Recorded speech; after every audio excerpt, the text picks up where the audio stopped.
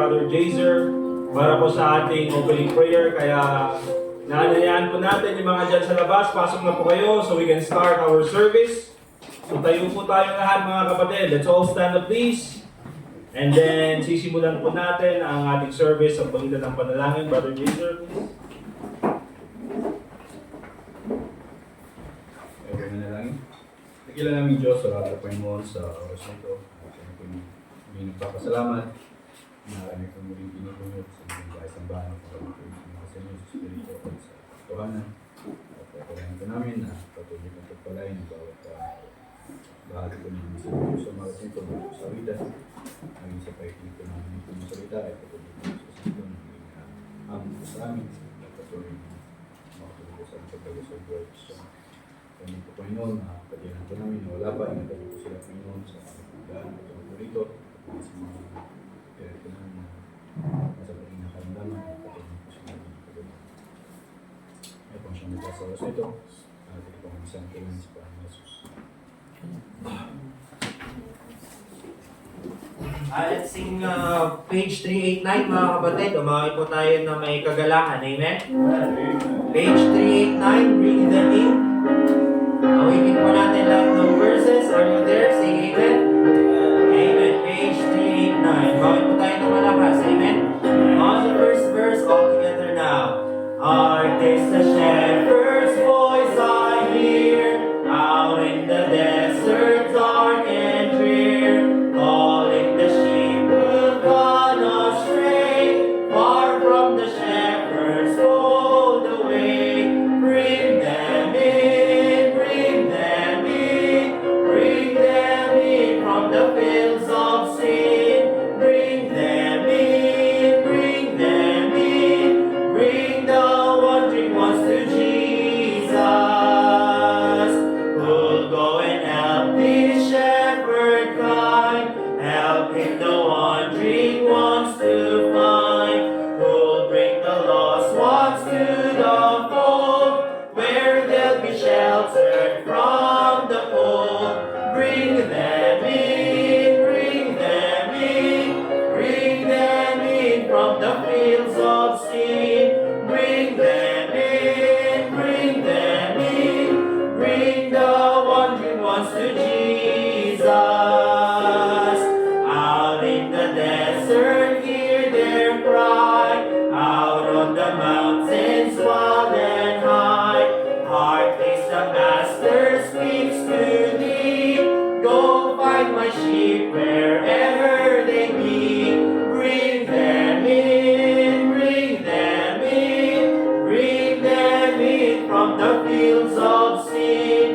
Bring them in, bring them in, bring the wandering ones to Jesus.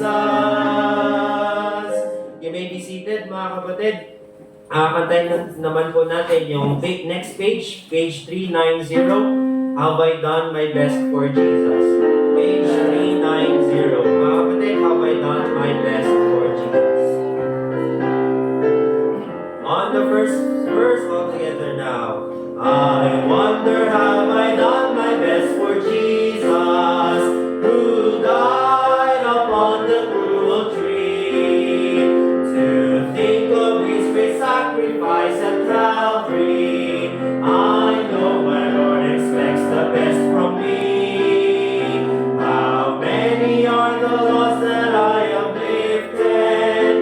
How many are the chained I've helped to free? I wonder, have I done my best for Jesus, when he has done so much for me? The hours I have wasted are so many, the hours I've spent for Christ so few. Because of all my love for Jesus, I wonder if his heart is breaking too. How many are the lost I have lifted? How many are the chain I've helped to free? I wonder, have I done my best for Jesus, when he has done so much for me? I wonder, have I cared enough for others, or have I let them die alone? I might have helped a wanderer to the Savior, the seed of precious life I might have sown. How many are the lost that I have lifted? How many are the chain I've helped to free? I wonder, have I done my best for Jesus, when he has done so much for me? As verse, no longer will I stay within the valley. I climb to mountain heights above. The world is dying now for want of someone to tell matchless love. How many are the loves that I am lifted? How many are the chain I'm out to free? I wonder how I done my best for Jesus when He has done so much for me.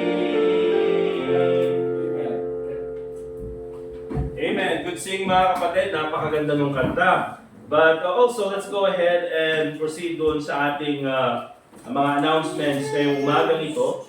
Again, tulad po ng sabi ko mga kapatid, this month ay we're emphasizing on soul winning. Kaya po mga kapatid, every Saturday, please do your best na makasama po sa soul winning natin dito sa ating church. Okay? So this coming Sunday, babalik tayo dun sa Rose Garden at doon ulit tayo mag-soul winning. Okay?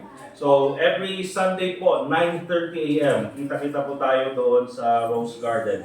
Actually, meron nga po ano doon. Yung mga gustong mamasyal, meron pasyalan din doon. Meron pa yata yung trade fair ngayon doon. Okay? At yung mga adults na gustong maglaro sa Children's Park, bahala kayo. Diba? So, every Saturday po yan, 9:30 a.m. Okay? Also, thank you sa lahat ng sumama doon sa tawag doon sa birthday ni Luke nung last Sunday. Ganda rin ng mga kapatid, daming adventure. Okay, mga accidental na visitation. Hindi, pero at least biruin nyo mga kapatid, nasiraan tayo doon sa tapat ng mga marunong mag-repair. Di ba? Akala nyo ba, ano yun? Aksidente yun, hindi. Plano yun ng Panginoon. Kasi plano kong balik-balikan yung lugar na yun. Ang bait nila sa atin eh. Gusto pa tayong pakapihin. Akala ko coffee shop. Bahay pa lang. Di ba? But anyway, magandang nakapunta tayo doon. Okay? At pabayaan nyo na yung van. Binigyan na lang. Kasi mahirap i-repair. Kaya yung sa makina, linagyan ko na ng 3 biogesic. Bahala na siya. Gagawin niya doon. Alright? But anyway mga kapatid, thank you at nakapag-fellowship tayo. It was a wonderful time. But also mga kapatid, ngayon po yung ating Mother's Day. Amen? So kaya later on, we'll be honoring yung mga mothers na kasama natin ngayong umagang ito. Meron tayong mga gifts na nakaprepare. Simpleng gift lang naman. But also mga kapatid, I think it's very useful, di ba? So yun. Also, let's go ahead and remember na meron tayong guest speaker this coming May 25. Okay, so 2 Sundays. Meron tayong guest speaker na ang pangalan ay si Pastor Orlando Dapiawen. Taga Trinidad na ito, yung mamok. Okay? Pero siya ngayon ay nagpaplano kasama ng kanyang pamilya, or actually nagsimula na sila, na pumunta doon sa Mongolia. Mongolia, mga kapatid. Tinitignan ko yung mga tao sa Mongolia. Asladamod ng igurot, kakapsat. Yun, nakakaro ka pa, puros tabati ka nunda. Awan inapoy. Nung ko natin yung statistics, ito yung mga kumakain ng taba, may stroke niya. May high blood. Isuti kang kanunda. Okay, so, kamagtuman, di ba tirasun mo pa yung makakadit? Nakakadit. Ngam, pag-pray tayo, tulungan tayo, dahil ito yung gayam tayo nga makapanjip Mongolia kadwala ti pamilya na. Also, since pupunta sila mga kapatid, magbigay din, meron tayong i-prepare na love gift para sa kanila, of course, diba? But also, magbigay din tayo ng konting grocery. Okay? Kaya this coming Sunday, ilalagay ko mamaya sa group chat yung mga available na, or yung mga grocery na magandang ibigay natin, katulad ng mga canned goods, okay, mga orehan siguro niya, pansit canton niya. Kasi karamihan ng mga missionary, pag pupunta sa mga mission spot, puro pansit canton. Kaya pag dapat na UTI da, kasi natamaan kidney daw, puro pansit canton piman. Nakikita, nakikita kayo, di Korean noodles, tatlong isa diba? At least, nagapudi UTI ko, nagapudi Korea. So, yun, magbigay tayo ng canned goods, Ano pang maganda mga kapatid? Mga toothpaste yung mga kailangan. At may dalawang anak kasi na babae. Ilagay na lang natin kung ano yung mga kailangan. Biscuits, mga ganun, para sa pang-travel nila. Okay? Yun po, grocery. And of course, yung gift para sa family. But anyway, yan po yung gagawin natin on May 25. Meron tayong guest preacher. Huwag pong kakalimutan yan. And katulad po ng na-announce dati, meron tayong main event this coming August 3. Yun po yung ating Mission Sunday. And then sa afternoon is Missions Conference. Okay? So meron tayong guest speaker na in-invite, Pastor Roger Payos from Harvest Baptist Church sa Agoo. He will be preaching to us in the morning. And then sa afternoon, magla-lunch tayo. And then sa afternoon, darating po yung mga ibang churches, katulad ng mga nag-invite ako around sa UCAP, and then dun sa hikers family, para po makipag-fellowship, and then makapakinig tayo ng preaching about missions. Okay? So yan po yung gagawin natin this coming August 3. Okay? So huwag niyo pong kakalimutan yan.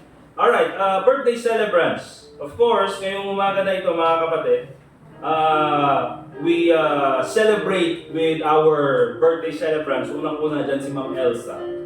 Okay? Na naging, ilang taon na, 41 years old. Noong May 8. May 8, di ba? Tapos si May naman, sa 9. Noong May 9. Kaso nasa Iloilo. Kano agsublida, Sister May?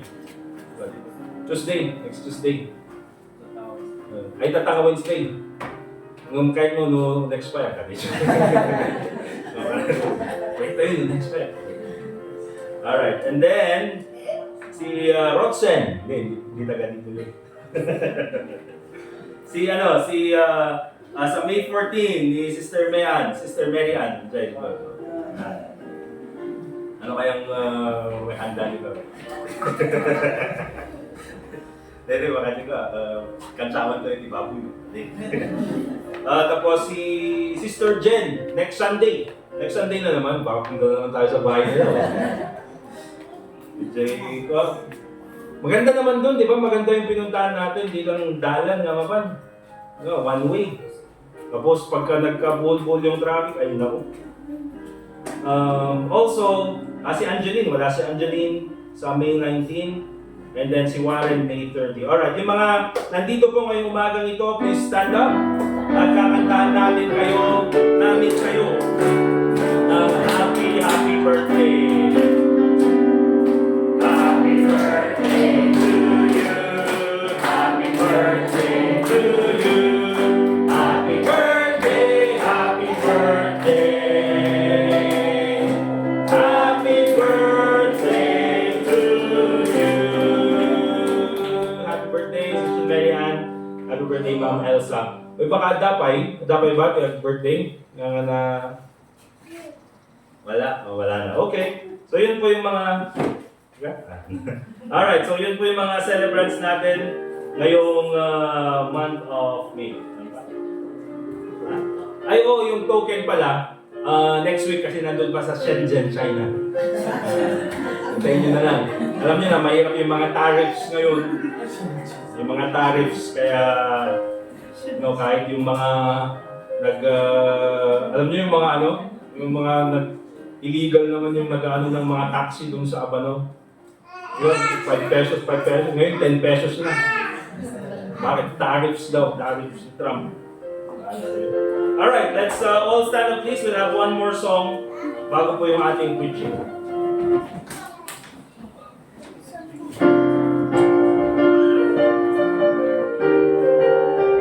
Page 392, mga kapatid, a soul winner for Jesus. Page 392. 392, mga kapatid.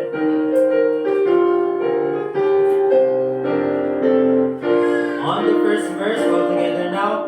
I want to be a soul winner for Jesus every day. He does so much for me.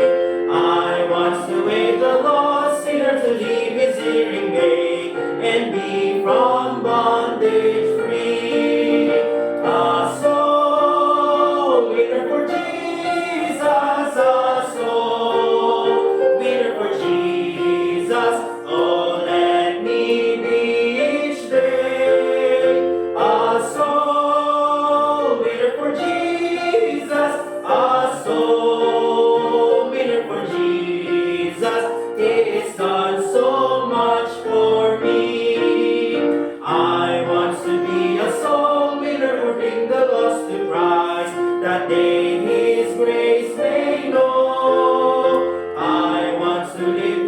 rise ever and do His blessed will, because He loves me so.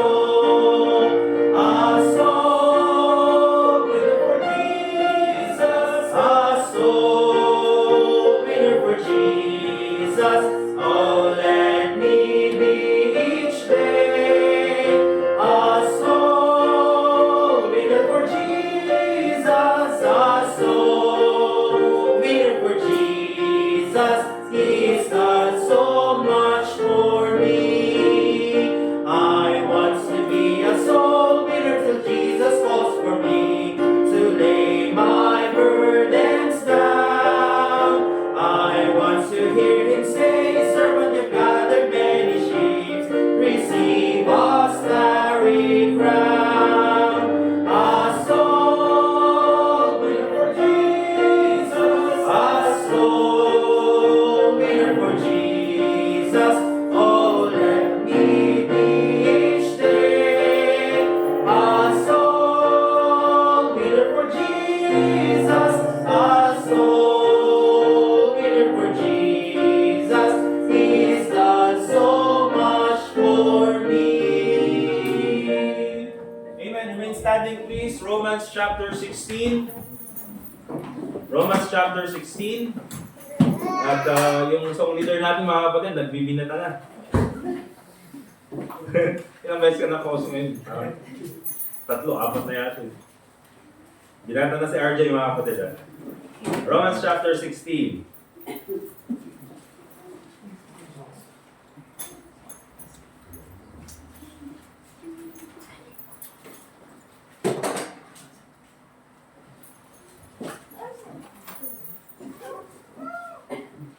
Alright, and basahin po natin, verse 1 and 2 lang po. Sabi ng Bible, Romans chapter 16, verse 1 and 2, I commend unto you Phoebe, our sister, which is a servant of the church, which is at Cenchrea, that ye receive her in the Lord, as becometh saints, and that ye assist her in whatsoever business she hath need of you, for she hath been a succorer of many, and of myself also. Pagpunta kayo dun sa ending ng 1 Corinthians chapter, ng Romans chapter 16, pagkatapos ng verse 27, may kita niyo po dyan, written to the Romans from Corinthus and sent by Phoebe, servant of the church at Cenchrea. Tama ba? Ayan, so kasama po dyan. Alright, let's pray. Dear God, Heavenly Father, once again, nagpapasalamat po kami sa oras na ito na pwede po kaming magpatuloy sa aming pag-aaral ng iyong salita. Salamat po, Panginoon, sa presensya ng bawat isa. Salamat po sa iyong kabutihan sa amin. Salamat po, Panginoon, sa magandang kalusugan na binigay niyo po sa bawat sa amin. At ngayong oras na ito, Panginoon, sa aming pag-aaral ng iyong salita sa buhay po ni Phoebe, ikaw po, Panginoon, ang magturo sa amin sa pamagitan ng Holy Spirit sa mga bagay po na kailangan naming malaman. Nang sa ganun ay mas lalo pa po namin ma-improve ang aming paninindihan sa inyo. So, salamat po, Panginoon, at isinali mo kami sa ministry at binigyan mo po kami ng pagkakataon, isang malaking pribilehiyo po, Panginoon, na kami po ay napabilang sa iyong gawain. So, salamat po, Panginoon, sa iyong kabutihan at pag-ibig sa amin. And also pray in the name of the Lord Jesus Christ. Amen. Thank you. Pwede na po tayong umupo, mga kapatid. At ngayon po, tulad ng sabi natin, mga kapatid, ay patungkol sa, ito po yung celebration natin or pag-honor natin sa mga mothers. However, ang kinuha ko po na Bible character ay hindi po katulad ng mga Bible character in the past na puro mga mothers. Ito pong si Phoebe, mga kapatid, ay wala pong nabanggit kung siya ay nanay or hindi. Ang alam ko po, siya ay babae kasi Phoebe. Diba? Sister din ang tawag sa kanya. Diba? But ang rason kung bakit ko pinili si Phoebe, mga kapatid, ay katulad po ng mga maraming mothers, oftentimes sa mga churches, and ang topic ko po talaga ngayon is on Christian service. Okay? So whether you're a mother, or whether ikaw ay young people, or ikaw ay isang tatay, lalaki or babae, meron po tayong matututunan sa buhay ni Phoebe patungkol sa Christian service, sa paninilbihan sa ating Panginoon. Okay? So again, this is and also in connection sa ating Mother's Day. Kasi kung titingnan po natin, marami po na mga servants sa church or mga nagsuserve sa loob ng iglesia, karamihan po na active in serving inside the church, I would say are mothers. Okay? Oftentimes, ang mga na-recognize of course is yung mga preacher, pastor, song leader kasi sila yung nasa harapan. Pero in many occasions, mga kapatid, marami po na mga members ng church, lalaki, included na rin, ay mga faithful, pero minsan, nandun lang sila sa likod, nandun lang sila sa background. Hindi sila yung parang nagiging main focus in some ministries. Pero kung wala sila, mga kapatid, mahirap tumakbo yung ministry. Yun yung gusto ko pong makita natin ngayon, umaga na ito, sa buhay ni Phoebe, a commendable church member. Okay? Phoebe, a commendable church member. So parang ang topic natin is paano maging commendable na katulad nitong si Phoebe. Okay? Pag sinabi po nating commendable, mga kapatid, ito po yung klase ng tao na dapat tularan. Okay? Kasi kung titignan niyo po doon sa Romans chapter 16, sabi niya ganyan, ni Apostle Paul, I commend unto you, Phoebe. Okay? Kumbaga is sa mga trabaho natin, minsan may tinatawag tayo mga commendation. Okay? Or for example, sabihin na lang natin recommend. Di ba? Pag sinabi mong recommend, ito ay, o kailangan niyo ba ng isang tao na, gagawa, for example, ng inyong electrical wiring sa bahay niyo, meron akong pwedeng i-recommend. I-recommend ko ito, itong kapatid na ito. You know why? Kasi nung siya yung gumawa doon sa wiring doon sa bahay namin, ay nagkagulo. Siyempre, hindi mo i-recommend. I-recommend mo siya kasi ang ganda nung ginawa niyang trabaho. Yun yung commendation, mga kapatid. Kaya pag sinabi natin commendation, yun yung mga, for example, sa mga parangal na binibigyan sa mga school, yan, commendation yan, meron kang award, meron kang medal. Okay? Doon sa mga naging magagaling na mga sundalo, meron silang Medal of Honor, meron silang Medal of Merit. Doon sa mga, in every aspect, mga kapatid, kahit sa trabaho, magaling yung ginawa mong trabaho, kumita ng milyones, yung company dahil sa'yo, anong bibigay sa'yo? Pizza. Di ba? Kasi dahil sa'yo, yumaman yung kumpanya, bigyan natin ito ng pizza. Okay? Well, oftentimes, mga kapatid, yan po yung ibig sabihin ng commendation. Hindi ka i-recommend or hindi ka i-commend kung wala silang nakitang magandang katangian sa'yo. Okay? Kaya itong si Phoebe, mga kapatid, doon sa Romans chapter 16, doon sa closing ni Apostle Paul, bago niya i-close yung letter in Romans chapter 16, I commend unto you, Phoebe. Okay? Eh sinasabi niya, kung meron mang dapat tularan, itong si Phoebe. So how to be a commendable church member? First of all, let's take a look at, mga kapatid, na sa loob ng maraming iglesia katulad ng sinabi ko kanina, mga kapatid, there are many quiet but faithful servants. Okay? Tahimik pero faithful na mga servants. Katulad po ng mga mothers sometimes, mga kapatid, oftentimes pag sinabi natin mothers, I would say in many occasions, siguro yung mga mothers, they would agree that sometimes it is a thankless job. Diba? Na minsan, hindi ka nabibigyan ng recognition, hindi ka nabibigyan ng pasasalamat. Pero ang dami mong sakripisyong ginagawa. Di ba? Because oftentimes, kasi nanay yan, she is expected na gawin yung mga bagay na yan. Oftentimes, ganun yung isip ng tao. Kaya minsan, yung nanay, ang daming ginagawa, ang daming mga sabihin na natin, sakripisyo na ginagawa para sa pamilya. Pero in many occasions, hindi po yan nare-recognize. Pero kahit saan po nating tignan, napaka-importante yung ginagawang trabaho ng nanay sa loob ng tahanan. And also, ganun din po sa church.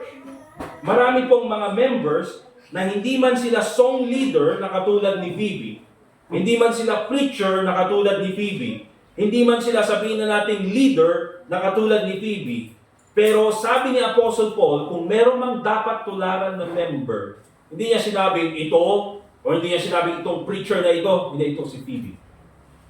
Okay? A commendable church member.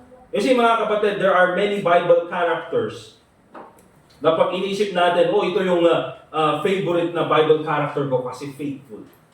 Sino? Nandiyan si David. Nandiyan si Moses. Nandiyan si Samuel. Okay? Nandiyan si Peter. Nandiyan si Paul. Siya, dami natin pwedeng mga Bible character na gusto nating tularan. Gusto mong tularan si Samson. Gusto mong tularan sino? Yung mga si David kasi pumatay siya ng giant. Di ba? Oftentimes ganun yung mga nakikita ng mga Kristiyano. But you know what, mga kapatid? There are more countless Christians dito sa Bible and throughout history and throughout many churches na they are unnamed.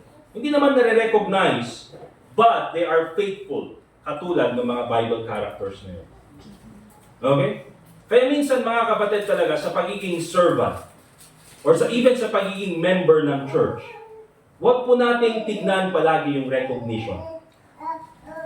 Okay? Huwag po natin palaging tignan na kung sino yung nare-recognize, yun yung faithful. I believe mga kapatid na if you are recognized because of your faithfulness, praise God. Pero kung hindi ka man ma-recognize sa iyong faithfulness, remember this, meron ang Panginoon at nakikita niya lahat. Hindi ka man ma-recognize sa church, hindi ka man ma-recognize ng ibang tao, pero ang Panginoon, nakikita niya po lahat ng ginagawa natin. Okay? Yan po si Phoebe.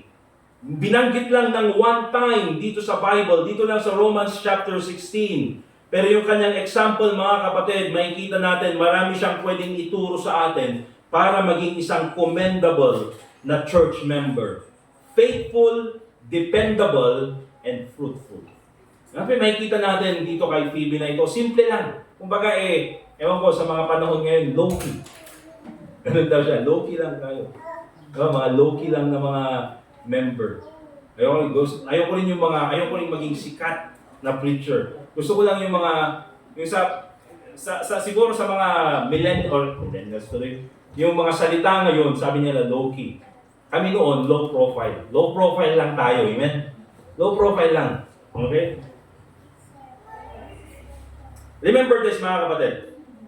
Faithfulness is to serve God even when unrecognized. Amen? Diyan po natin makikita ang faithfulness. Katulad ng sabi ko dati, minsan mga kapatid, merong mga Kristiyano talaga na magiging faithful sila kasi nare-recognize. Okay? Or magiging faithful sila para sa recognition. And sabihin natin, ano daw ang masama kung mag-faithful sila para lang may recognize? Ang importante, nagiging faithful sila. Okay? Probably, in some parts, pwede natin sabihin na tama.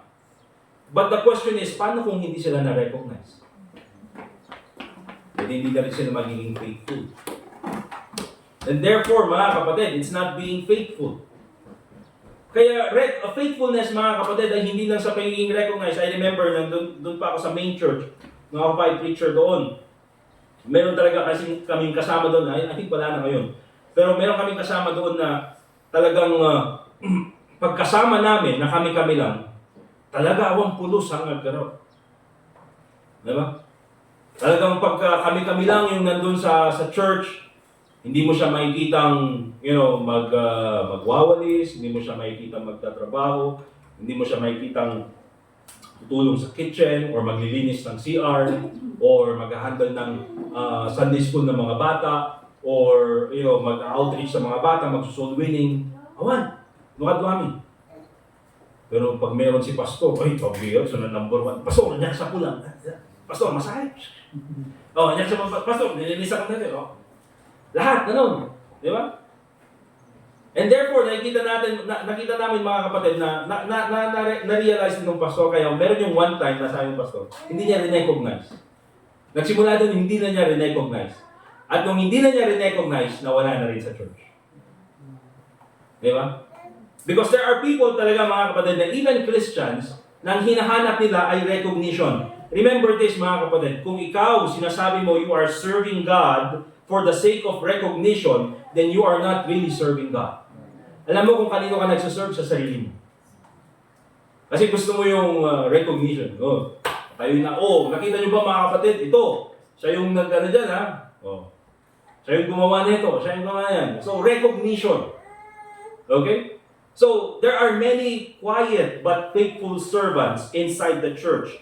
Kaya if you are a faithful servant inside the church, you are unrecognized, remember this, continue being faithful. Hindi man kita ma-recognize, hindi man kayo ma-recognize ng mga members ng church, remember this, ma-recognize ka ng Panginoon. Bakit? Ano ba yung pinakamagandang commendation na mapakinggan natin? Well done, thou good and faithful servant. Hindi po yan manggagaling sa akin, manggagaling yan sa Panginoon. Amen? Sino ba itong si Phoebe? Okay? Sino ba itong si Phoebe? Doon sa context ng Romans chapter 16, ito ay closing na sa isa sa mga, I would say, pinaka-importanting libro na naisulat ni Apostle Paul. Lahat naman mga kapatid ng books dito sa Bible ay importante. Hindi natin may kakailalim. Okay? Pero I think isa sa mga pinaka-importante na naisulat ni Apostle Paul is yung Book of Romans. And doon sa closing ng Book of Romans, again, tulad ng sinabi ko mga kapatid, binanggit niya itong si Phoebe. Okay? It was a commendation para kay Phoebe. At also, doon sa ending ng Romans chapter 16, nakita natin doon na itong si Phoebe pala, siya yung pinagkatiwalaan ni Apostle Paul na magdadala doon sa letter galing sa Corinth, dadalhin sa mga Kristiyano sa Roma, at ang nagdala dyan sa letter na yan ay walang iba kundi si Phoebe. Okay? And notice this mga kapatid. Sa mga nagdadala ng mga letter na naging kasama ni Apostle Paul, oftentimes sila yung mga pinagkakatiwalaan ni Apostle Paul. Diba? Si Epaphras. Okay? And marami pang mga Bible characters. But yan po itong si Phoebe. But paano ba yung description ni Apostle Paul sa kanya? Doon sa verse 1, sabi ng Bible, I commend unto you Phoebe, our sister. Okay? Kaya itong si Phoebe, mga kapatid, ligtas ito. Kasi sabi niya ganyan, itong si Phoebe, ang ating kapatid. Hindi ito yung sister na ka-generation. Hindi. Ito yung sister, mga kapatid, na Kristiyano. Okay? So itong itong si Phoebe, kapatid natin sa pananampalataya. Kaya una po mga kapatid na ginagawa natin, mga kapatid, tayo bilang mga mananampalataya, yes, lahat po sana sa atin ay maging faithful servants dito sa loob ng church. Pero isa sa pinaka-importanteng matiyak ng bawat sa atin ay ang ating kaligtasan. Amen? Remember, bakit ko po sinasabi ito? Member na ako sa church, ha? Matagal na ako nag-a-attend sa church. Alam ko na naligtas ako. That's good, very nice. Nanampalataya ka kay Kristo bilang tagapagligtas. But you know what? Kahit na ikaw ay mag-soul winning, pumunta ka sa iba't ibang lugar, minsan may makakausap kang Baptist, it's still very surprising, mga kapatid, na maraming mga tao nag-a-attend sa Baptist Church or member ng Baptist Church, pag tinanong mo, pagka dumating ng oras na ikaw ay ang buhay na pinayaram sa ay kukunin ng Panginoon, sigurado ka bang sa langit ka pupunta? Marami pa rin mga Baptist ang hindi sigurado. You know why, mga kapatid? Kasi maraming mga Baptist lumaki na sa church. Akala nila dahil lumaki na sila sa church, matagal na sila sa church, ay ligtas na sila. Yun pala, hindi pa na-share or hindi pa na-explain sa kanila yung tamang paraan ng kaligtasan. Akala nila, nagpa-baptize na ako. Member ako sa Baptist Church, kaya alam kong sa langit ako pupunta. Yun pala mga kapatid, hindi na ituro ng tama. Kaya it's very important mga kapatid, na tayo ay maging faithful, but more than that, dapat sigurado tayo na tayo ay ligtas. Okay? At paano ka maliligtas? In Galatians chapter 3 verse 26, for ye are all children of God by faith in Christ Jesus. Ikaw ay magiging anak ng Diyos kapag ikaw ay nanampalataya kay Kristo. Kaya ang sabi ni Apostle Paul patungkol dito kay Phoebe, our sister. Okay? Phoebe, our sister. Siya ay kapatid sa pananampalataya. Kaya mga kapatid, yan po yung ginagawa natin dito, ha? Kaya ang tawag natin sa bawat sa ay bro. Okay? Brother Wilfredo, Brother Dustin, Brother Jason. Okay? Sister Joni. Bakit natin ginagawa yan? Because we are all part of God's family. Okay? Kaya hindi natin binabrother mga kapatid si Brother Eli Soriano. Yun na yung pangalan niya, Brother Eli Soriano. Kasi kayo, ano kapsat yun? Di ba? But I don't think he is a part of God's family because para sa kanya, ang kaligtasan daw ay pagiging miyembro ng kanyang relihiyon.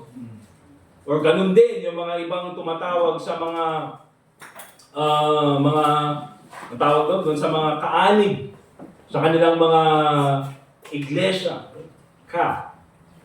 Ang tawag? Ka-RJ. Di ba? Ka-Edgar. Ganda rin, di ba? Bakit ka? Kasi kapatid. Oh. Kapatid na Edgar, kapatid na RJ. Ang pangit ng mga kapatid, parang NPA tuloy. Di ba? Na. Lalo na kapag medyo guns yung itsura nun. Ka-Jason, ayan, ka-Edgar, kapatid na Edgar. Ayun pala mga kapatid, kapatid daw. Now, nagpangit mo, ano yun, tawagan natin dito? Di ba? Ka-Angel. Di ba? Di ba? Bakit? So, may na lang Brad or sis. Alright? Kabsat. May pa yun. Oh, may ka. Kabs na lang, Kabs. Kabs RJ. Kabsat. Okay? But yan po mga kapatid, kaya po yan yung ginagawa natin. Because we are all part of God's family.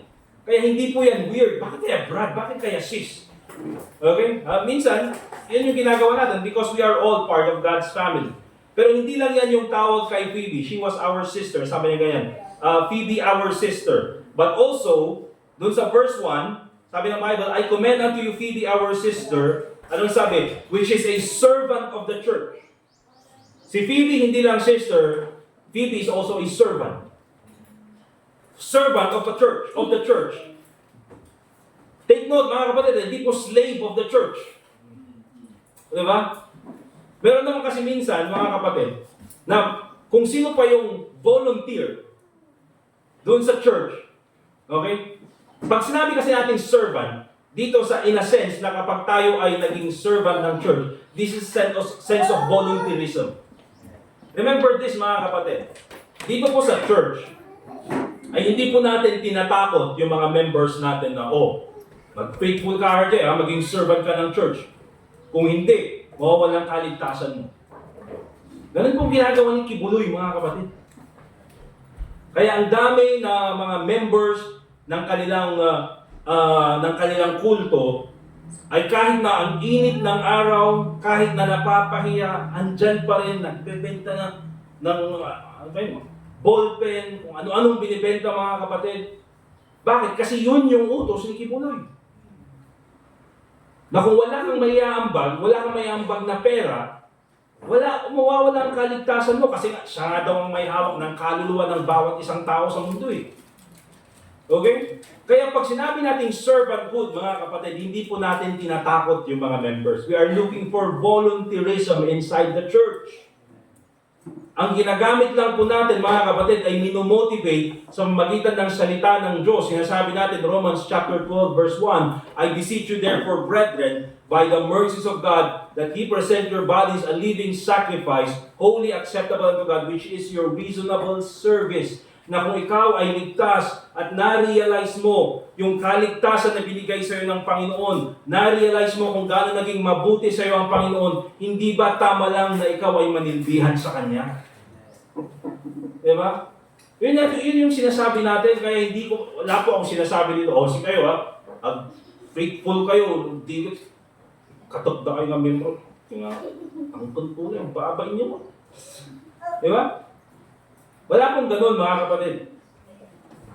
She was a servant of the church. Again, she is a volunteer, hindi po siya slave. Pero minsan kasi, mga kapatid, meron yung mga volunteers sa loob ng church. Sila yung mga servants sa loob ng church. Pero minsan sila yung inaabuso sa church. Di ba? Alam ko po yan kasi worker ako dun sa main church dati. Kaya kung merong problema, si Tim, Si Tim! Si Tim! Si Tim! Okay, ikaw na nga yung, for example, wala si pastor, okay? And of course, hindi mo naman pwedeng i-assign yung iba kasi mas matanda sila sa'yo. So, ang gagawin mo, ikaw yung Sunday school, ikaw yung song leader, ikaw yung choir director, ikaw yung preacher, ikaw, lahat, mga kapatid. Diba? Ikaw pa mag-organize, o yung mga magsusundo doon, magsusundo dyan. Lahat gagawin mo, mga kapatid. Okay? But oftentimes, kaya po yung gusto nating makita, we should be a servant of the church. Yung servant po na yan ay katulad po ng salitang deacon. Doon sa Acts chapter 5. Yung salitang deacon, ang ibig sabihin po niyan ay waiter. Diba? Punta ka sa restaurant, merong waiter. Anong ginagawa ng waiter? Ibaunda ka? Come siya. Ang gagawin ng waiter, nandun siya, nakahintay kung ano yung iutos mo sa kanya. Willing to serve, waiting to serve. Diba? Nandun siya. Ano pang gagawin ng ibang waiter, mga kapatid? Minsan nga, diba? Ayaw daw nila yung nakagano. Meron yung waiter minsan na saan kami kumain noon? Na ang ginawa ng waiter is, di ba, waiter kakausapin ka ganyan. Pero yung kinausap ko, lumuhod sa harapan ko. Nawirtuhan ka. Nawirtuhan ako. Pero tinitan ko, ganun pala yung ginagawa ng ibang waiter, dapat daw naka-eye level sa'yo. Di ba? Kaya ginawa ko yun, tumakdorak na lang, tanong, eye level. So, minsan mga kapatid, ganun po yung ginagawa ng isang waiter. Remember this, mga kapatid. Every saved person, especially kung ikaw ay member ng isang church, katulad po natin, you should find a way to serve your brethren inside the church. Amen? Maghanap ka ng paraan na pwede mong gawin para ikaw ay makatulong sa loob ng church. Kahit sa pagtulong sa paglilinis, hospitality, marunong kang magturo, sama ka dyan sa children's ministry, okay? O wala ka namang masyadong gagawin sa Sunday at gusto mo lang makipag-fellowship, sama ka sa soul winning. Mga ganyang bagay, mga kapatid, mga simpleng bagay, but you are available. Remember this, mga kapatid, maraming mga Kristiyano ang daming talento. Diba? Maraming mga Kristiyano ang daming mga gift. Magaling mag-preach, magaling kumanta, magaling mag-organize, magaling mag-lead. Ang problema, hindi available. Pang-iusaram niya ito. Diba? So she was a servant, mga kapatid. Ganyan po yung description ni Paul kay Phoebe. Sister, servant. And then sa Romans chapter 16 verse 2, ang sabi ng Bible, that he received her in the Lord as becometh saints, and that he assist her in whatsoever business she hath need of you. Notice this, for she hath been a succorer of many, and of myself also. Pag sinabi natin succorer, mga kapatid, supporter. Okay? E di yung klase ng miyembro, mga kapatid, na nandyan, 100% support. Sinabi ng song leader, kanta po tayo ng malakas, amen? Walang succorer dito, mga kapatid. Mga asukar lang sa amin. So, yan yung member, mga kapatid, na full support. Diba? Sinabi natin, this coming May 25, meron tayong guest speaker at ito ay missionary papuntang Mongolia. Amen? Amen. Di ba? Very supportive. Okay? Nandyan at sumusuporta palagi sa programa ng church. Hindi yung, meron tayong guest speaker this coming May 25. Guest speaker naman na, wala. Grocery man na. Diba? Naantay mo lang nga mo, ganyan, tinagapapan na dito nyo. Imbis na sumuporta, mga kapatid. Yung mga, alam mo yung, pangit mo pag tinawag natin kontrabida. Kontra lang, nun po natin. Pero mahirap po, mga kapatid, pag ganun, mga members ng church. Mahirap pong gumalaw ang ministry kapag may plano yung preacher or may plano yung church, pero kontra naman yung church. Mas maganda kung may plano, suportahan. Okay? Hindi naman natin alam kung anong mangyayari. Parang pangit yata yung plano. Pangit, mga kapatid, kung hindi mo susuportahan. Pero kung susuportahan mo, maganda yung kalalabasan. Ganun po yun. So itong si Phoebe, mga kapatid, sabi ni Apostle Paul, she was a succorer. Siya ay, helper, supporter sa loob ng church. She ministered hindi lang doon sa church, but also to the Apostle Paul. Ganun po yung pagkaka-describe ni Apostle Paul kay Phoebe. At sana ganun din tayo, amen? Na tayo ay servant. O yan, si Tim, servant yan. May pusong servant. Hindi yung, yan, may puso na boss. Boss yan, boss. Hindi mo pwedeng utusan yan, boss yan eh. Diba? Pero pag nakita, yan, may servant's heart yan. Hindi ka utusan natin. Pero ito yung sinasabi na, alam mo, Sis Joni, na meron kang servant's heart. Talagang na-encourage ako pag, pwede ka pang magluto ng ganito. Minsan naman, minamanipulate ka. May servant's heart. Diba? Tapos pag inayawan mo, ay wala kang servant's heart pala. Okay? Hindi po, mga kapatid. Ang importante po dyan, we should have a servant's heart. We should serve one another. Amen? Hindi lang yan, suportahan natin yung programa ng church. Amen? Suportahan natin, mga kapatid, yung mga services ng ating simbahan. So, why was Phoebe commendable? Bakit ganun na lang yung pagiging commendable ni Phoebe according kay Apostle Paul? Unang-una, mga kapatid, itong si Phoebe, she was faithful to her church. Okay? Servant of the church, which is at Cenchrea. Very specific. Okay? Servant of the church, which is at Cenchrea.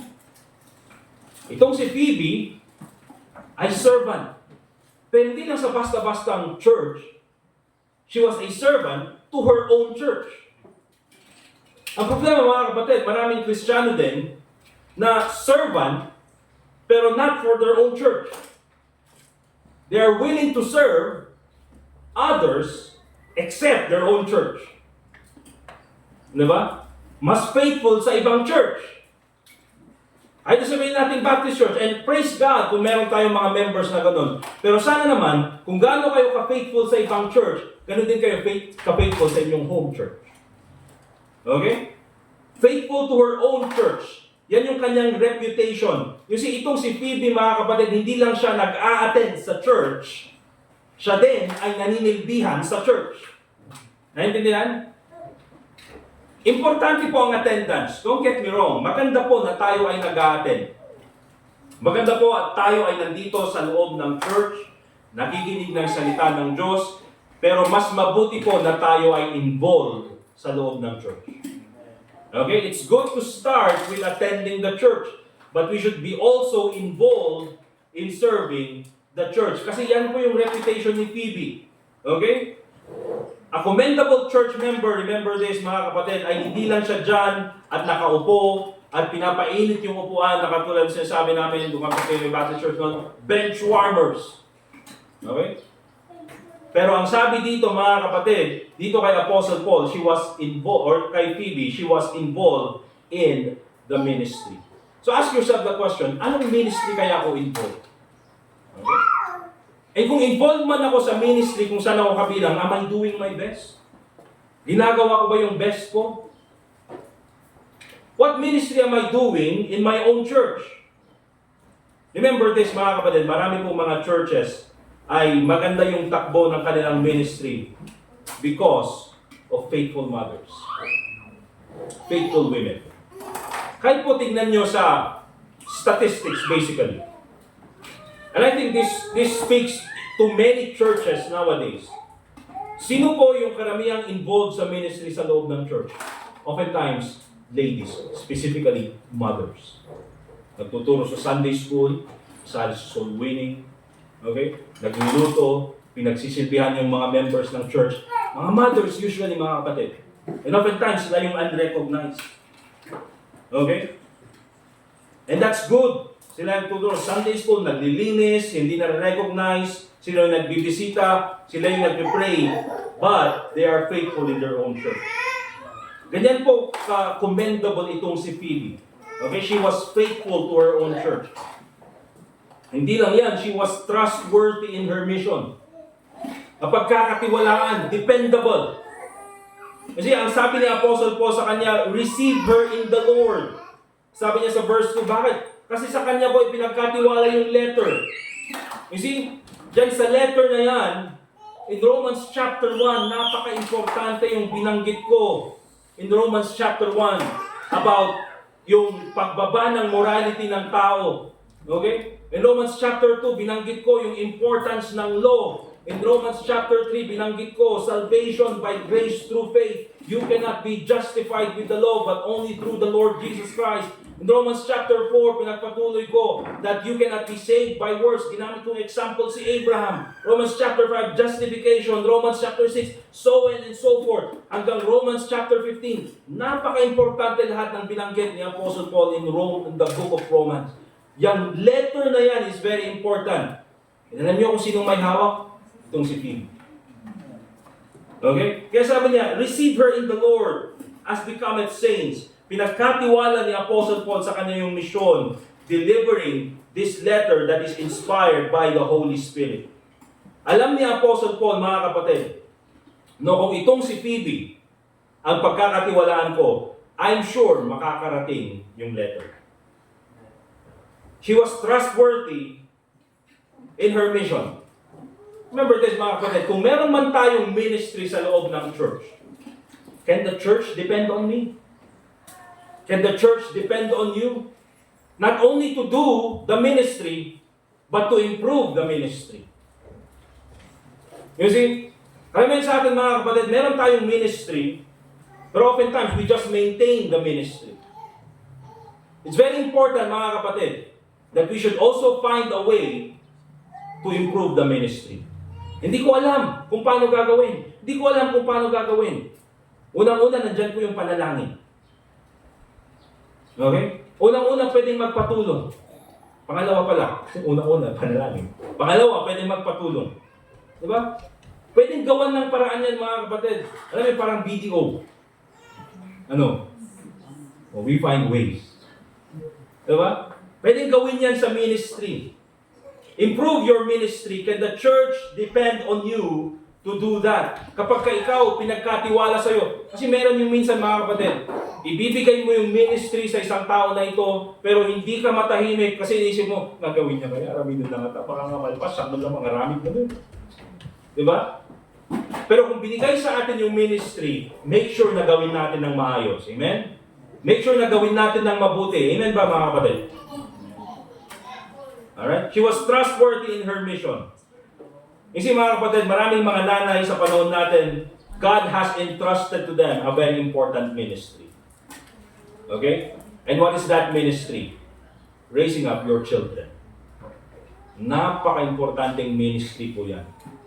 Na yung mga bata na ipinagkatiwala sa iyo ng Panginoon, ay you will raise them up in the nurture and admonition of the Lord. Okay? Sasabihin mo, ay hindi yan ministry. Ministry yan, mga kapatid. Okay? Ministry yan.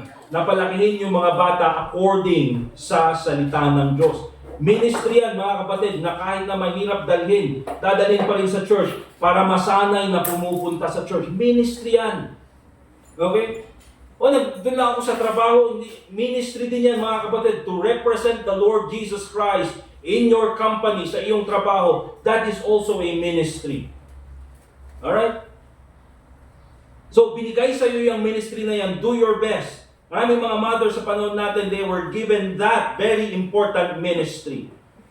Okay? And ito, napakaganda. Why was Phoebe so commendable? Not only because she was faithful to her own church, not only because she was trustworthy in her mission, pero ito, napakaganda. She was a blessing to others. Wow, blessing sa ibang tao. I don't know, mga kapatid.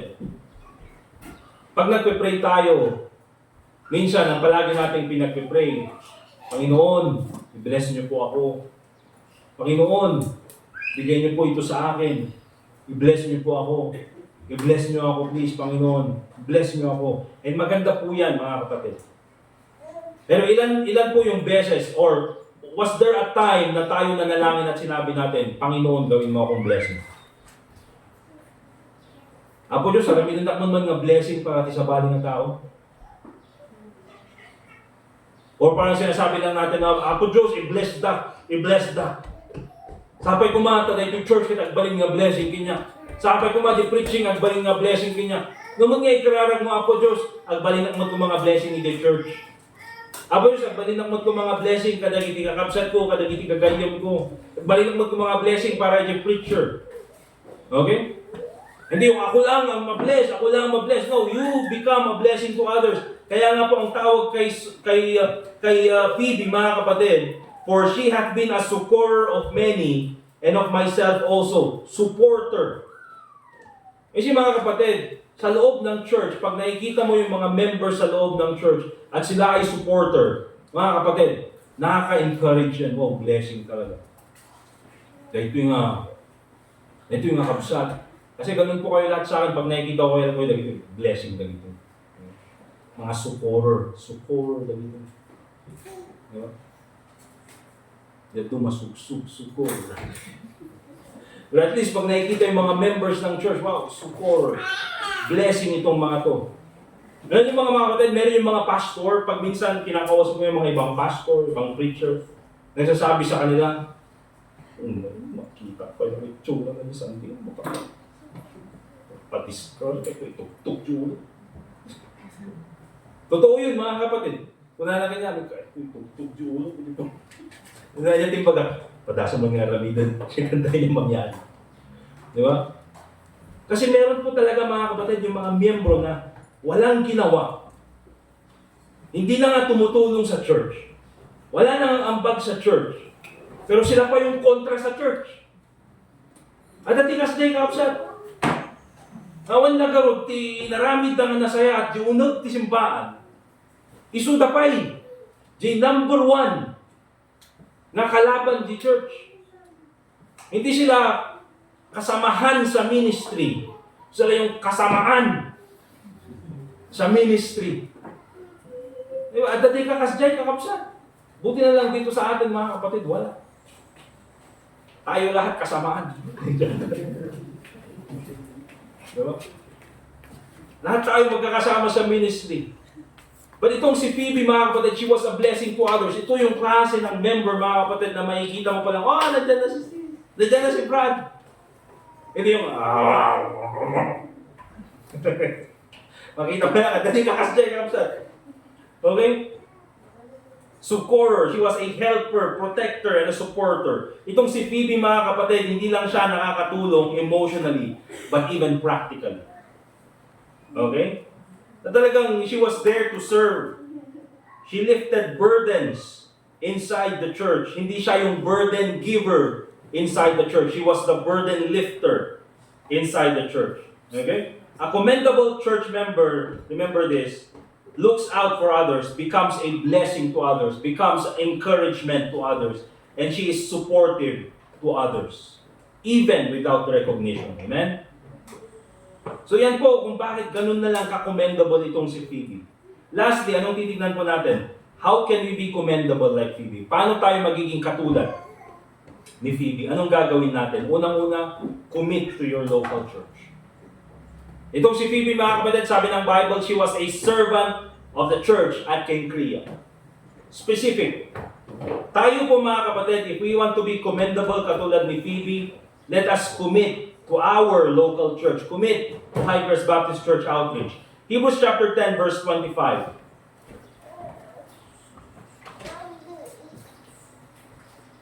Hebrews chapter 10. And in verse 25. Ito, importante ito, mga kapatid. Kasi Hebrews chapter 10, verse 25, akala natin attendance lang. Not forsaking the assembling of ourselves together, as the manner of some is. Okay? So, nandyan. Ang unang gagawin natin, if we are going to commit ourselves to the church, make a commitment, mga kapatid, that you will attend every service of the church. Okay? Gawa ka ng commitment na, ako, mag-a-attend ako sa church. At hindi lang yung commitment na mag-a-attend ako sa church. Kahit may problema, mag-a-attend ako sa church. Amen? Nag-away kami mag-asawa, ako lang ang mag-a-attend sa church. Hindi, dalawa pa rin kayo mag-attend sa church. Kasi meron yung ganyan. Alam mo mag-asawa mga kapatid, hindi nyo ba napapansin, agapa kayo every Sunday. Diba, ganda naman ng gising nyo, wala nang problema. Pero every Sunday, meron at merong pag-aawayan. At pag nag-aaway na yan, anong gagawin? Wala akong mapansin ba, kastamol lang. Diba? Pero gawa ng commitment, kahit anong mangyari, pupunta pa rin sa church. May problema, punta pa rin sa church. May mga kabigatan sa buhay, gawa ng paraan para pumunta sa church. Make a commitment. Bakit mga kapatid? Kung merong commitment ka na pupunta sa church, if you are taking the step to go to church with the best of your ability, God will find you a way to get to church. Okay? Kaya do your best to come to church. Kaya yung Hebrews chapter 10 verse 25, totoo po yan. It talks about attendance. Not forsaking the assembling of ourselves together as the manner of some is. Make a commitment to attend. But also, ang sabi dyan, but exhorting one another. There's also involvement. Hindi ka lang mag-attend pagpunta sa church. If you are going to be a commendable church member na katulad ni Phoebe, hindi ka lang mag-attend at magpapakita at at least nandun ako sa church, nag-attend ako. You have to take another step. Ang sabi ng Bible, but exhorting one another. Be involved in serving. Nandyan yung involvement. Commit to serve others inside the church. Nandito ako sa church para pagsilbihan ng Panginoon. Diba? O sige, kasano ka magsilbi niya po Diyos? Ilutwang niya po Diyos? Diba? Niya kasam niya po Diyos, masahiyong niya po Diyos? Remember this mga kapatid, you cannot serve God without serving others. You cannot serve God without serving the church. You cannot serve God kung hindi mo pinagsisilbihan ang mga kapwa mo Kristiyano. Bakit? Kung yung kapatid mo ka na nakikita mo, hindi mo kayang mapagsilbihan, mas lalo na yung Diyos na hindi mo nakikita. Okay? So serve God inside the church by serving others. Be involved, exhorting one another. Maging encouragement ka sa mga kapwa mo mananampalataya. And the Bible says, and so much the more as ye see the day approaching. Remember this, habang tumatagal yung buhay bilang Kristiyano, tandaan niyo po ito, mas dumadami ang problema. Amen? At hindi lang mas dumadami ang problema, mas bumibigat yung problema. Diba? Apay nga, hihantayin na lang ng Kristiyano, mga among katibiyag mo. Diba? Awan reward mo dyan langit. Pero oftentimes, ganyan po yung katotohanan ng isang Kristiyano. You see, kung ikaw ay gumawa ng commitment na mag-attend ako sa church, I will do my best to attend every service of the church. When you do that commitment, nandyan si Satanas para kontrahin yung commitment na yan. Sige nga, pa-commitment ka, ay kang kaman problema, kantaman, hindi mapasamak, yung kitang, ginagin ka lang. Ganyan yung ginagawa ni Satanas. Kaya every time you make a commitment, you expect na habang tumatagal yung buhay mo bilang Kristiyano, habang ikaw ay nai-involve sa ministry, habang ikaw ay lumalago bilang mananampalataya, dumadami yung problema at bumibigat yung problema.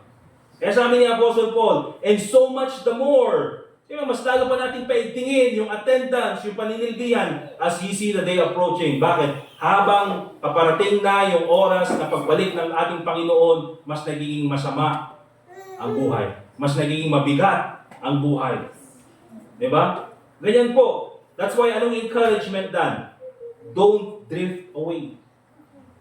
More problems will come, but commit to serving Christ in the church no matter what. Si mga kapatid, mahirap pong tumbahin ang tao na may commitment. Bakit sa mag-asawa mga kapatid, kahit na ang daming problema, patuloy pa rin? Because they have a commitment. You see? Bakit sa maraming Kristiyano mga kapatid, maraming pastors specifically, kahit na ang daming self-doubt, ang daming kontra, ang daming problema, ang daming mga personal problems, ang daming mga spiritual church problems, pero patuloy pa rin because they made a commitment.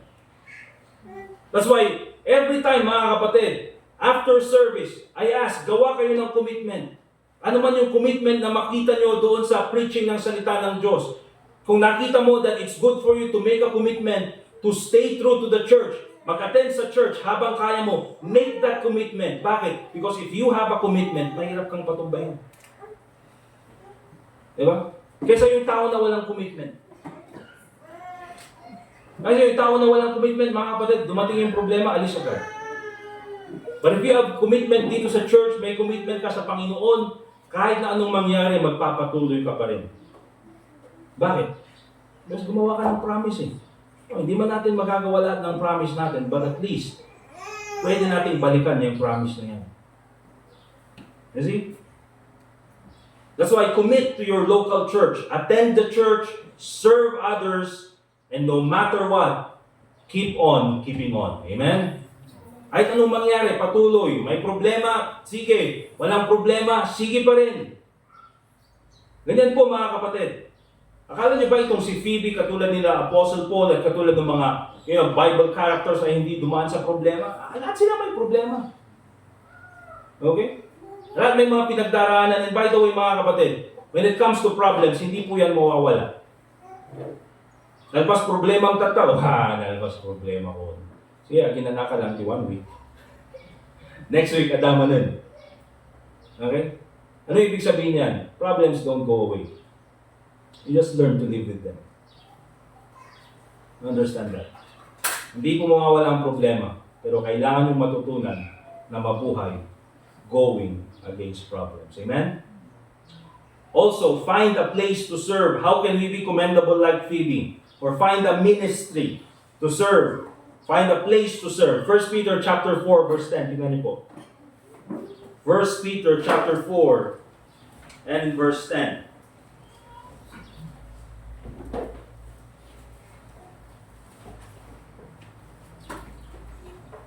Sabi ng Bible in 1 Peter chapter 4 verse 10, as every man hath received the gift.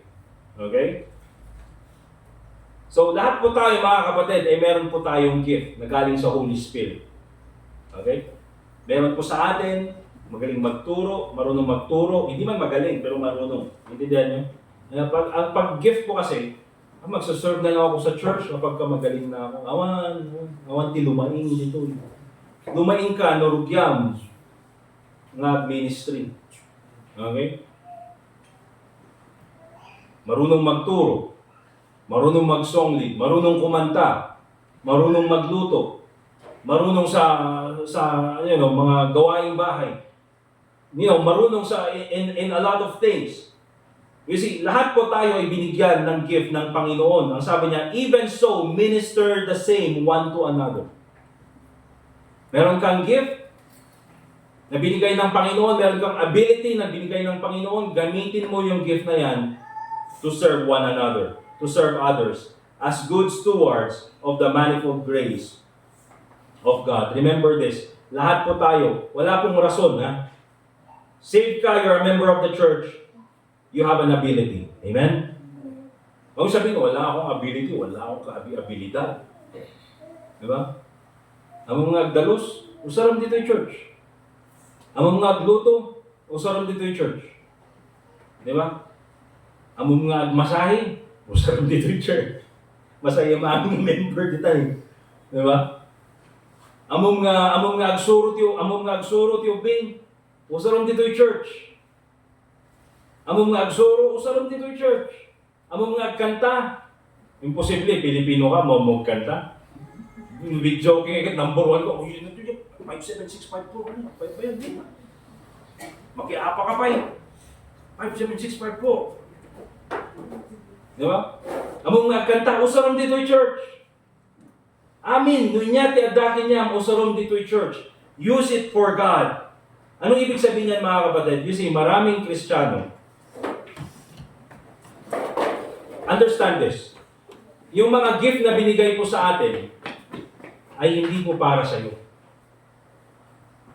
Nawatan niyo? For example, preaching. Gift po yan na binigay ng Panginoon. I believe binigyan po ako ng Panginoon ng gift na magturo ng salita ng Diyos. Now, binigay ba yan ng Panginoon para gamitin ko para sa akin? Hindi. Binigay ng Panginoon sa akin para sa inyo. Nawatan niyo? Alam mo, agarami dak lesson, tapos Mga sabak mo, hindi kwarto, tasak lang magdagdagdag.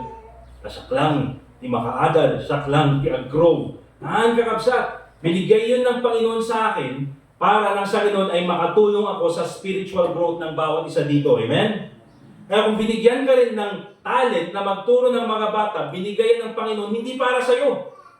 Para yan sa mga bata na makikinig sa iyo. Naintindihan? Binigyan ka ng gift para tumugtog ng musical instrument. Hindi yan binigay ng Panginoon para kanya kanta ang tibagin. Una, kung maliwliwa ka, mayat day ka. Ngam at the same time, so that you can also encourage other people. Okay? Marunong kang kumanta, kantaan mo na tibagin. Palakpakan mo lang bagim. Nga maragsakan ka. No, usaron day ta para hindi sa baling nga tao. Ganyan po mga kapatid. Kaya po ang tawag dyan mga kapatid ay gift. Gift na binigay sa atin so that we can also be a gift to other people. Naintindihan? Kaya po yung mga punong kahoy, for example, di bayabas. Di ba? Di bayabas kakabsat niya agad, agbunga para di bagbaginaan, nakadubunga na. Agbunga di ay para kadagit at tao, na di paligid. Di ba? Panuapan kalay atin di ka aruba. Pinagat bayabas mo, bagi di ka aruba. Di ba? Para sa mga tao. Ganun din po sa Kristiyano mga kapatid. The gifts that you have, God gave it to you so that you can be a gift to others. At kung hindi mo yan ginagamit mga kapatid, you're not serving your purpose. And probably that's the reason why hindi ka masaya bilang Kristiyano. Probably that's the reason why parang Kristiyano ka pero miserable ka. You know why? Because you are not serving others. That's why find a ministry to serve. Saan ako magsuserve? Dito yung church. Nya tiramito, agtalus ka, agluto ka, makipangan ka. Dagdakal nga ministry dahil makipangan. Nagrigat nga tayo, ibulunan dito. Sino mangyawid dito? Every lunch, mga kapatid, sino mag-uuwi na? Kung meron ka lang sana at kinain mo yung kalahating tub ng rice na yun, diba? Or tinulungan mo kami para ubusan yun, hindi sana. But ganun yun mga kapatid. Find a place to serve. Dalayin ka bangan, sige, ministry dahil ka. Among mga kararag, that's a ministry. Amen? Pray for the members inside the church. Pray for our church. Okay? How to be commendable like Phoebe? Find a ministry, commit to your local church, be reliable and encouraging. Okay? Kapag ikaw ay may ministry, you should be reliable in that ministry, dependable, mapagkakatiwalaan. Alam ng tao na gagawin mo yung ministry na yan. You are a burden lifter, not a burden giver. Okay? Ayaw naman natin mga kapatid, or I know ayaw mo rin na binigyan ka ng ministry, pero binigay ka sa ministry, nagka-problema tuloy. Diba? Gusto naman natin mga kapatid na you are reliable, dependable in the ministry. Okay? And also, let us also honor the Phoebes that are around us. Kasi nga, sabi natin, minsan yung mga Phoebe, sila yung mga unrecognized. Wala namang masama mga kapatid if we recognize those quiet and faithful servants inside the church. Especially godly mothers. Amen? Kasi tulad ng sabi ko mga kapatid, oftentimes sa loob ng church, sino po yung mga pinaka-involved? Yung mga godly mothers. Oftentimes, yung mga men, itadagitipos. Nakaporma lang nila. Diba? Yung mga godly mothers, sila yung gumagalaw. Kaya always sinasabi ko sa men, kayo magturo din ng Sunday school, kayo yung gumawa ng mga ito, kayo din yung mag-serve, para kayo yung maging example sa loob ng church. What will your legacy be inside this church? Sana katulad ni Phoebe. Sana tayo maging katulad ni Phoebe. Amen? Na kapag sinabing Phoebe, ayan, servant in the church. Supporter in the church. Pagka nakikita, napapakinggan yung pangalan, good, maganda yan. Ngayon, lami. Sana naman huwag ganun. Amen? What will your legacy be? Yung kinanta po natin kanina mga kapatid, I wonder have I done my best for Jesus. Napakaganda. He died upon the cruel tree. To think of His great sacrifice in Calvary, I know the Lord expects the best from me. How many are the lost that I have lifted? How many are the chains I have helped to free? I wonder, have I done my best for Jesus when He has done so much for me? Yung kanta po na yan, mga kapatid, ay galing po yan sa trahedya. Okay? Meron yung isang boat noon na tumaob, hindi ko alam kung anong part ng United States, at maraming tao ang nalulunod. Pero doon sa shore ay mayroong champion swimmer. Okay? At habang hinihintay pa nila yung mga ibang bangka na darating na tutulungan sana yung mga nalulunod ng mga tao, yung champion swimmer na yon, siya na yung lumusong at sumagip sa mga taong nalulunod, isa-isa. At marami siyang nasagip na kaluluwa, marami siyang nasagip na mga tao. Hanggang sa point na nandun na siya sa shore at kahit na siya ay champion swimmer, siya ay nag-collapse. At nung siya ay natumba, linapitan siya ng mga tao at ang kanyang sinabi, have I done my best? Nagawa ko ba yung best ko? And then siya ay namatay because of exhaustion. Pero ang point dyan, mga kapatid, is tayo ba, have we done our best for Jesus? Yes, sure, we are serving God. Yes, sure, tayo ay nandito sa church. But I think we can do more. Amen? Kung iisipin natin yung ginawa ni Jesus Christ sa cross para sa atin, there is no excuse for us not to do our best. Kaya very important po na tayo bilang mga members ng church, let us be like Phoebe. Kaya sa oras na ito, we will make a commitment. Make a commitment, mga kapatid, to do your best na pumunta dito sa church, every service at mag-attend. Make a commitment that you will find a ministry inside the church. And make a commitment that you will be a reliable church member. Be a commendable servant, just like Phoebe. Amen? Let us pray. Dear God, Heavenly Father, muli po kami nagpapasalamat sa oras na ito na kami po ay nakapakinig ng iyong salita.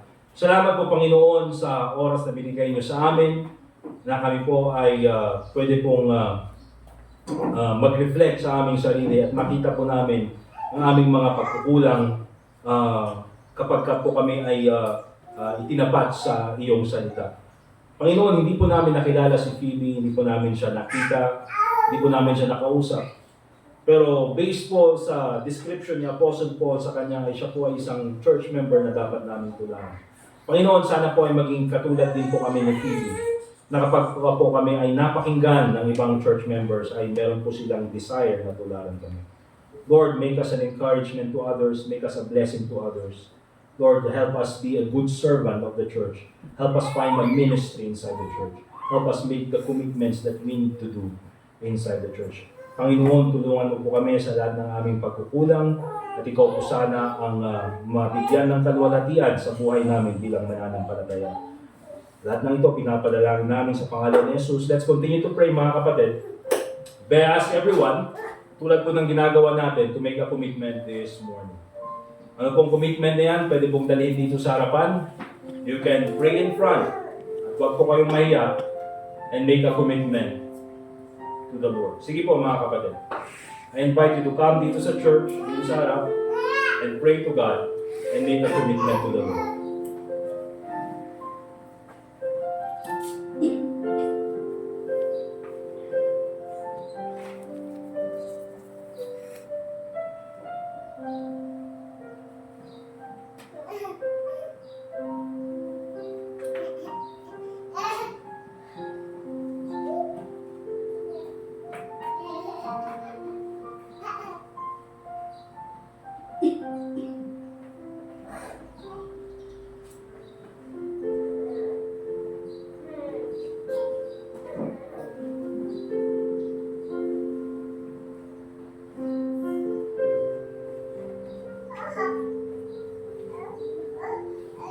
Dear God, Heavenly Father, once again, we thank you for this time that we can give our prayers to you, make a commitment this morning. Panginoon, ikaw po sana ang patuloy na maggabay sa bawat sa amin. Help us fulfill these commitments. And I pray, Lord, na ikaw po sana ang patuloy na bigyan ng kalwalhatian sa remainder pa ng aming service this morning. Also pray in the name of the Lord Jesus Christ. And all God's people say, Amen. Alright. Alright, so this time mga kapatid, let us give our, before po natin i-honor yung mga mothers, and let us also give our offerings and tithes this morning, okay? Tatawagin ko po si Brother Edgar and si Brother Jazer para sa ating offertory prayer or para sa mga yan si Cardinal Edgar, Cardinal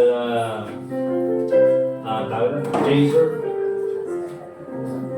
Tatawagin po natin ang ating Papa, Santo Papa.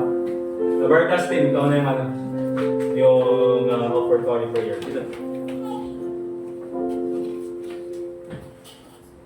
Tayo po'y manalangin. Panginoon Diyos, dalangin po namin na bless po ang offering ngayong hapon nito. And we ask you po, Panginoon, na bless po ang ministry na sa kami naglilingkod.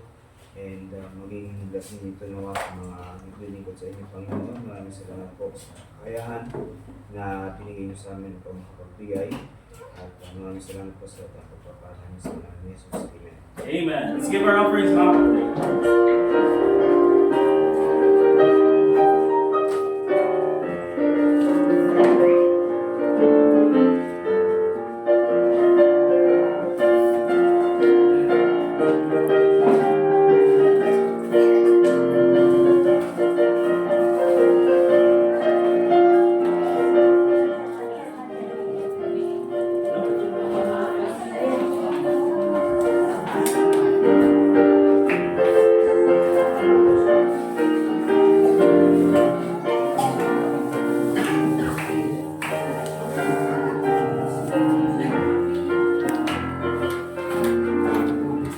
Ay, yung gift natin para sa mga mothers, simple lang naman, hindi naman masyadong magkara.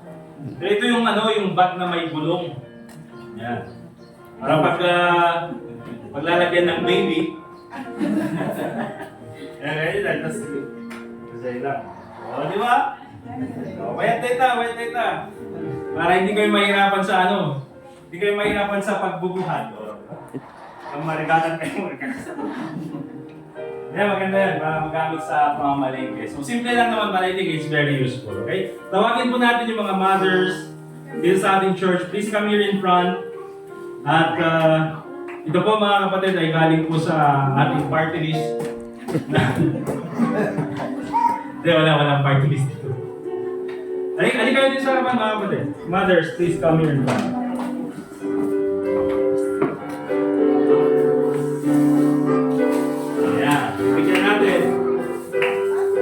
Treaty mother for mommy. May aso ka ba? Pusa? Paano yung mga fur mommies? May isa ni Joe natin eh. Kasi kayo.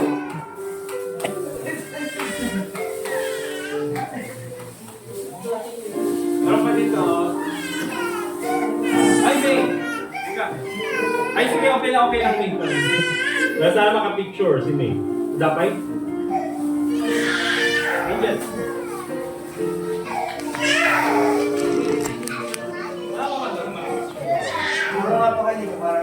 Ayan, para makakita kayo. Tapos may ganyan mo mag-picture. Ayan. Ay!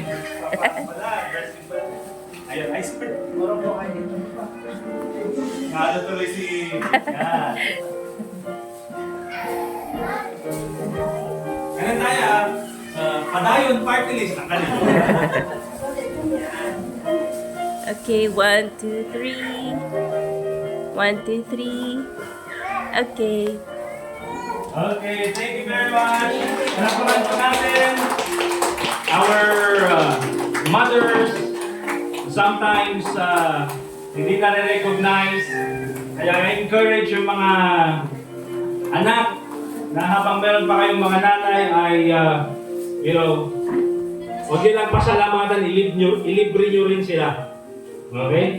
And sa mga tatay, dapat may nakaseparate ng budget para sa mga nanay. Amen?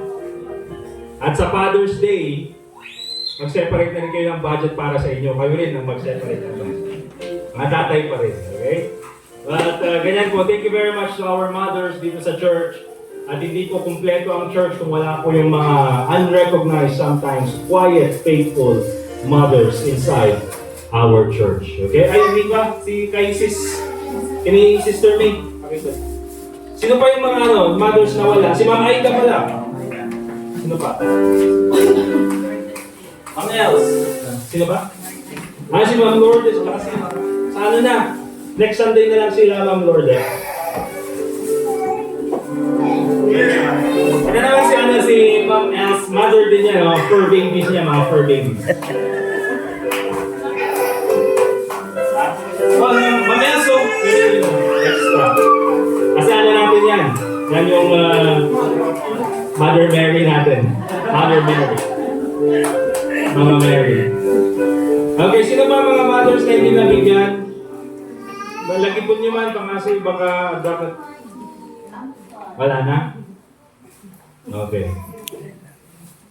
Wala. Si Leia. Si Leia at si Ma'am Lourdes. Iwan na lang dito. For next Sunday. Alright, let's all stand up please. We'll sing our closing song.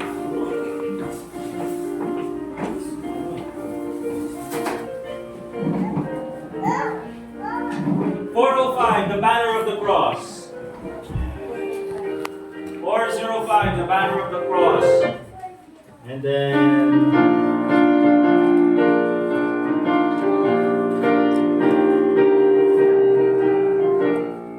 after nito, we'll have our prayer and then mag-lunch po tayo. All together, the first stanza.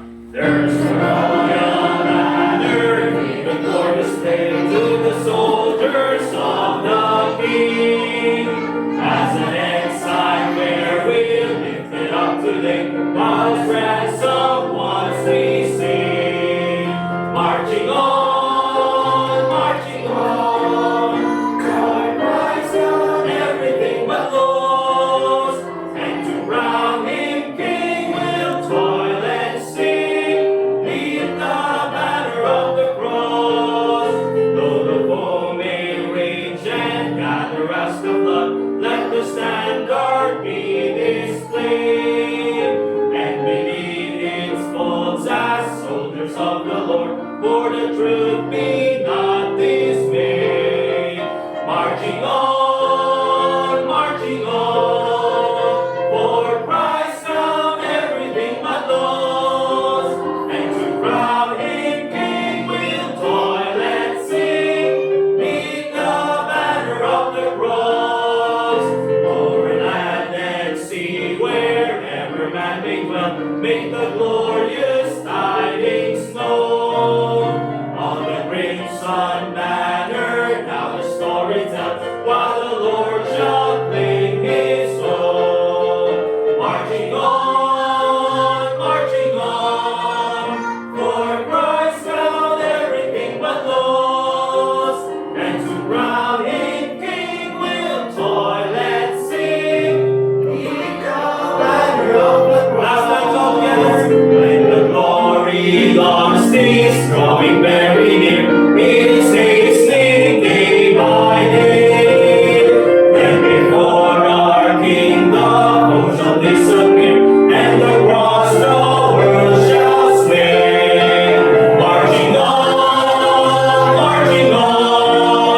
for Christ found everything but lost, and to crown Him King we'll toil and sing. Neath the banner of the cross. Amen. Let us pray. Dear God and Heavenly Father, once again, nagpapasalamat po ngayon for this day. Hindi lang po kami ay nakapag-worship sa inyong church ngayong umagang ito, but also we were able to recognize our faithful mothers dito po sa aming church. Lord, we thank you at binigyan po kami ng mga ina na doon hindi po sila perfecto, Panginoon, ay sila po ang ginamit mo na maging gabay para sa amin. Lord, Panginoon, ikaw po sanang patuloy na mag-bless sa bawat mothers na kasama namin this morning. Please continue to give them the patience that they need sa kanilang mga ministry, especially in their families. Lord, continue to give them wisdom sa kanilang mga decisions na kanilang gagawin. Lord, please continue to guide them and protect them especially, Lord, spiritually. And I pray, Lord, na ikaw po sana magbigay sa desires ng bawat isang mothers this morning. Please give them the desires of their heart, Panginoon, na sana po ay according sa iyong kalooban. And also we pray for each and every one of us, Panginoon, as we dismiss this morning. Ikaw po sana ang patuloy na mag-bless about sa amin, sa aming pong lunch, at ganoon din po sa fellowship, Panginoon. We also pray, Lord, for the food that we're about to receive.